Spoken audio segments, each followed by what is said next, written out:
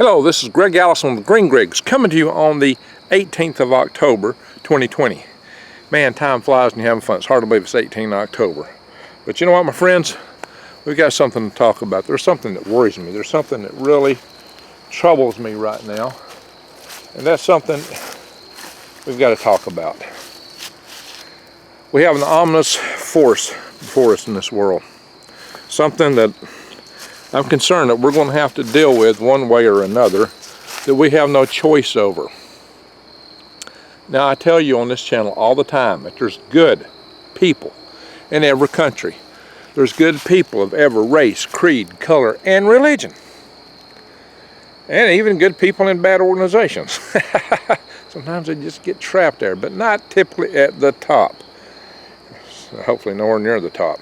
Now, just so happens though that power corrupts, and absolute power corrupts absolutely. And you know what floats, you know what I mean. So the psychopaths, sociopaths, they also tend to work their way up to the top in certain kinds of organizations. So it's the organizations we have to be worried about. It's the countries and different organizations, not just nations. There's a lot of organizations that cause us a lot of problems and a lot of consternation in this world today. Now, what I'm talking about right now is the Chinese Communist Party's People's Republic of China. Many years ago, I had concluded, just based on the analysis of how many people there were in China, the huge population, the basis that their economy was growing very, very, very fast, on the basis that they were graduating more engineers per year than the United States graduated lawyers, that the future, the planet, would absolutely belong to China unless they mess something up. And I started telling some of my friends, you know, you need to learn the language of your future masters. But at that time, I didn't realize just how bad it really could be.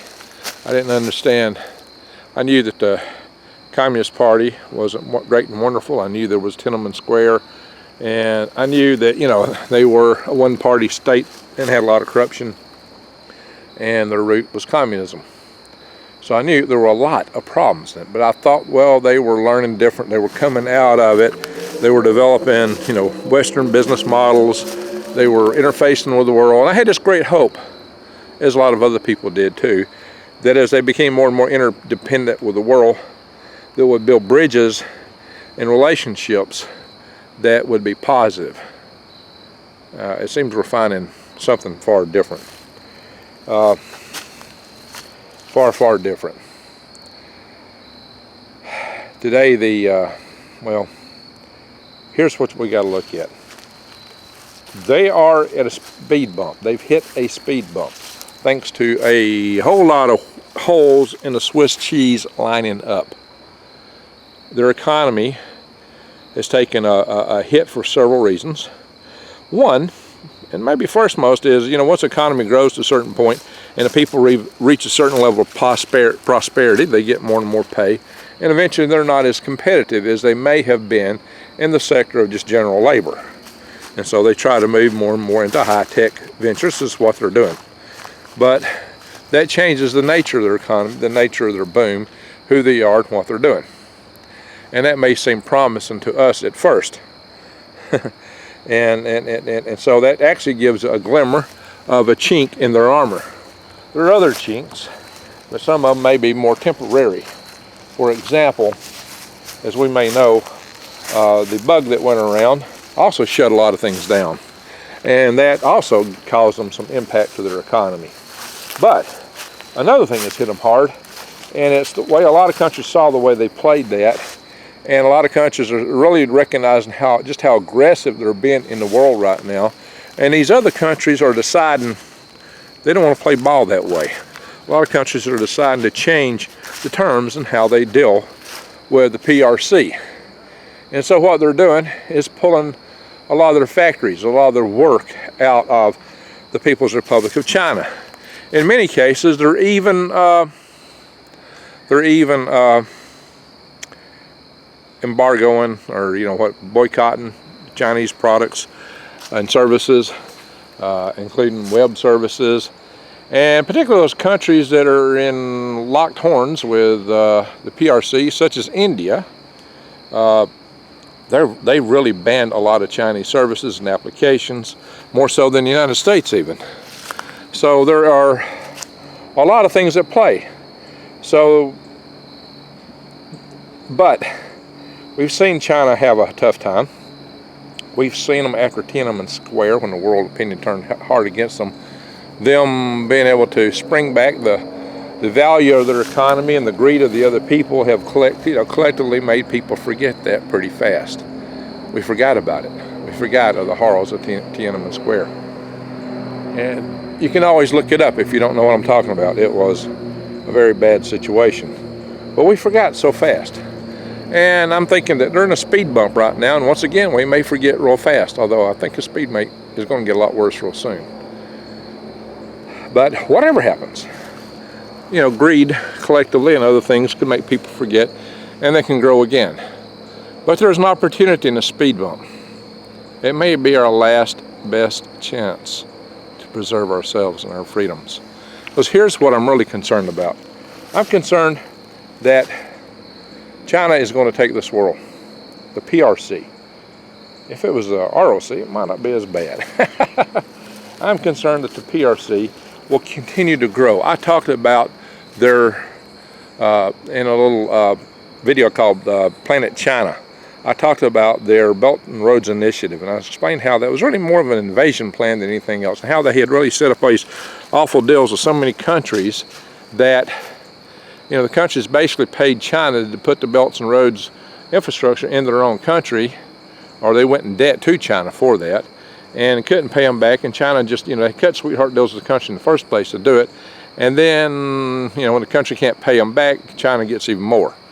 Well, that's also backfired somewhat. But now China's deciding to redouble on that. They're trying to get back in and good graces, supposedly, and get that going again. And they might in some places. Now, the other thing is that, a lot of people are waking up, but let's hope we stay woke in that regard. Indonesia has pushed back significantly. So some countries have seen the light, and they have pushed back against the Chinese plight. That doesn't mean that we will stay vigilant on that track. That's what we're going to have to do. We'll have to stay vigilant. So, Greg, what are you really worried about? What I'm really worried about is, look at how they treat their own people. The Han Chinese don't even, the CCP doesn't even treat the Han Chinese that well. That's their own people. But they treat them far better than they treat anybody else. You could say, and some maintain, that China is a very racist nation, based on the way they treated blacks from Africa who were in their country during the bug going around, based on how they treat the Muslim people, the Christian people, anybody of any faith other than the faith in the government itself. The government is the true religion of the state, and that's the way they want it. They want you to be subservient to the state for everything. So we've got to watch that, my friends. We've really got to watch it. Maybe I should come and step out in the light when it's getting dark in a hurry. I got to cut to the chase here. I got to get to it. My real thing that's bugging me. See, the CCP is putting people in prison camps right now. The entire Uyghur, in the Uyghur area, you could say the Xinjiang is basically just an open air prison. And they have massive prison camps within that, of education centers, they might call them.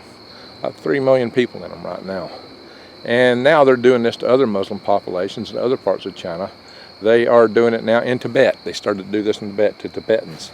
They are doing in Inner Mongolia, where most Mongolians live rather than in Mongolia. They are telling them they can't teach Mongolian language, customs, and culture to their own people. China's even tried to keep the French from using the name Genghis Khan on a Genghis Khan exhibition. Oh wow, holy smoke. See what they're trying to do? They're trying to totally change culture, change history, revise everything in their favor. But they don't favor anybody other than themselves. And the one to be really in favor, you've got to be on the inner circle, the circle that's in power of the CCP within the PRC. So, my friends, there is some big trouble ahead. If they don't treat, if in a day and age where they're still reliant on world opinion, see, that's it. Right now, they still are reliant on world opinion to help expand their sphere of influence, their trade. They're willing to take a few hits from time to time to give themselves certain geopolitical expansions, apparently, but they may fall back to playing Mr. Nice Guy again for a while until we relax and they get another expansion. My concern is that we're either going to have to fight them, confront them in some way, that we may have a war with them, like now, on terms where we're strong, or it will be when we're the last one standing and we have nothing. So that would just be a surrender. But surrender to them is probably extermination. So my fear is war or extermination. I think that when there's no world opinion to watch them, when they have no world court to judge them, they will do whatever they want. And the tendencies, they harvest organs from people. That's what's alleged. It's alleged they're harvesting organs. So when that's the alleged thing, that they're harvesting organs from Uyghurs and from Falun Gong and other people that they put in their prisons. That's a big business for them. So if they would do that, they would do anything. That's, they resemble things that would make the Mr. Adolf of Germany, the Hitler sort, look like a Sunday school preacher, in my opinion. I see them as bad. I see them as evil. I see them as very destructive. I see them as taking us if we don't stand up. I think our first thing we ought to do is pray. Well, we need to not vote with our dollars toward stuff from them. We need to buy local. I've been saying as much as possible. Buy local as much as you can. Support your local artisans, farmers, businesses, anywhere in the world, wherever you're at. Support your locals as much as you can. But this is the whole world is facing this. If you're in any country, I don't know, I really didn't start this video right. I should have hit it up more up front. But this is a hard topic to introduce. Most people will log off from this video before they get to the part where I'm talking about what I'm really worried about. So I may have to redo it. It's getting dark. I'm concerned. I'm gravely concerned that China is going to take us unless we do something. And I hope it's not a conflict. Let's hope and pray that the people in China will see the peril that we're getting into. Also, there's a strong possibility of China moving on Taiwan within a few weeks, maybe right after the presidential election. They are amassing forces right now on their coast of the Strait of, on the Strait of Taiwan. So on their coast they're really massing, including the DF-17 hypersonic missile. And the language from China, everything going on makes it really likely that they might try to stage a hit. That is gravely concerning. And it may come, I don't think they want to do anything that's going to play the hand of the presidential election. But right afterwards, they may do it fast because the weather is not on their side to wait for long if they're going to do that this year. Let's hope that's not the case. Let's hope and pray that something falls apart where they can't pull it off. And let's pray that the people decide to replace the government system they have. We know actually the military itself, the PLA, has a lot of consternation with the CCP. They're not treated that well in reality. So there is hope. There is hope. There's plenty of people in China who don't want no part of that. They see through this. But they're under the thumbnail of it. So let's hope they find a way out, that they find their path to freedom. Because it's really the best thing for the people of mainland China. And that's the best thing we can hope for them, is that they find their way to freedom and out from under the yoke of the tyranny they're under. And if they can find that, we may find ourselves not falling under the same yoke. But barring that, my fear is that we're going to have to face them, either sooner on our terms or later on theirs. And the later may equate to extermination. maybe we can find some other way to reach through to the people to people worldwide, so that we can get around these governments and governances that pit us against each other. You know, if we can appeal to people directly. The people there don't want this. I'm pretty convinced of that. You know, the news media, the Global Times there, and China and the other mouthpieces they have are constantly harping on this stuff, but I think the people see through it. So let's hope and pray that something different can happen. I will pick this topic up again soon, because I had to introduce it kind of slow here because there's just a lot of preliminaries you got to get out. So, ladies and gentlemen, the proposition of my channel is help you survive, thrive, and stay out of the hive.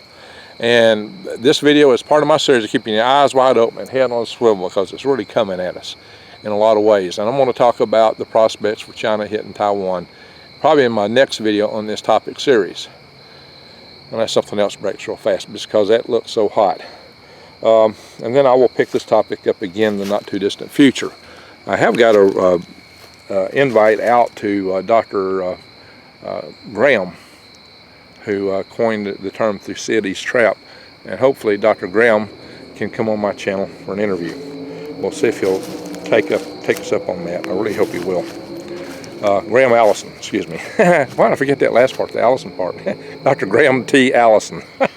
Yeah, I don't know, that name, I don't know, it just kind of escapes me for some reason.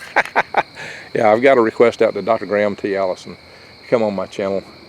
And I don't know if you've seen the email yet. I mailed it to him over the weekend, and so, you know, late Friday. So he probably hasn't even seen it yet. And hopefully he's doing well. He's well up the years. So also you can support my channel by clicking the links below. True Leaf Market, you need to grow your own food. And also, I've got a real special right now. You can get $100 off of a 4-week supply of 25-year food with prepwithgreg.com. Go to prepwithgreg.com, and you got a real good special there, breakfast, lunch, and dinner. Prices that'll make you a winner. Last 25 years.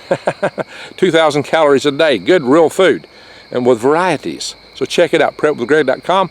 Click on the My Patriot logo on that site and go to find all kind of other prepping supplies. But again, also use my link to get to True Leaf Market. I got links in my show notes and in my pin notes. You can grow in your house in the wintertime even, and have good, scrumptious, highly nutritious microgreens year round. Anyway, it's getting dark, so all I'm going to say now is thank you for watching.